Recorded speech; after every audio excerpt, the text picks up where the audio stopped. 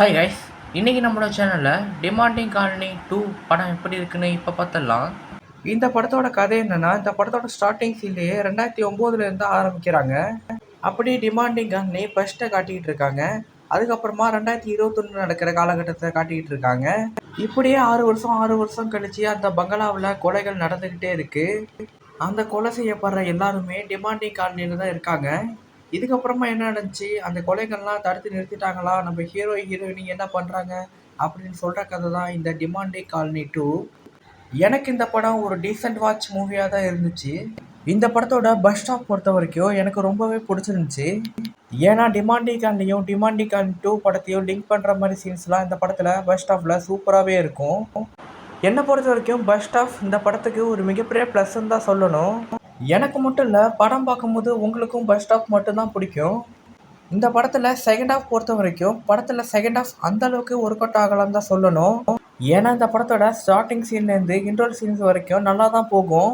Second half இன்னும் கொஞ்சம் இவங்க பெட்டராக பண்ணியிருக்கலாம். ஏன்னா பஸ் ஸ்டாப் அளவுக்கு செகண்ட் ஹாஃப் பயமுறுத்துகிற மாதிரி எதுவுமே சீன்ஸ் எல்லாமே சுத்தமாகவே கிடையாது. மற்றபடி இந்த படத்தில் நடிச்சிருந்த எல்லா ஆக்டர்ஸும் ரொம்ப நல்லாவே நடிச்சிருந்தாங்க. முக்கியமாக நம்ம ஹீரோயினி அதிக ரோல் தான் கொடுத்துருக்காங்க இந்த படத்தில். ஏன்னா டிமாண்டிங் காலனி ஃபர்ஸ்ட்டில் நம்ம ஹீரோவுக்கு தான் முக்கியத்துவம் கொடுத்துருப்பாங்க படத்தில். ஆனால் இந்த படத்தில் நம்ம ஹீரோயினிக்கு தான் முக்கியத்துவம் கொடுத்துருக்காங்க. அதுவும் இந்த படத்துக்கு ஒரு ப்ளஸ் தான். நம்ம ஹீரோயினோட நடிப்பும் ஓவராக ஹைப்பேத்தாமல் நல்லா தான் நடிச்சிருக்காங்க. நம்ம ஹீரோட நடிப்பும் எந்த ஒரு குறையும் சொல்ல முடியாது. மற்றபடி இந்த படத்தில் வந்த பிஜிஎம்மாக இருக்கட்டும், இந்த படத்தில் வந்த சாங்ஸாக இருக்கும், எல்லாமே சூப்பராக இருந்துச்சு. படத்தோட பிஜிஎம்மும் இந்த படத்துக்கு ஒரு ப்ளஸ்ஸாக தான் அமைஞ்சிருக்கு. என்னை பொறுத்த வரைக்கும் ஸ்டோரி நல்லா தான் இருக்குது. ஆனால் இன்னும் கொஞ்சம் செகண்ட் ஹாஃப் மட்டும் கொஞ்சம் பெட்டராக பண்ணியிருக்கலாம் தான் எனக்கு தோணுச்சு.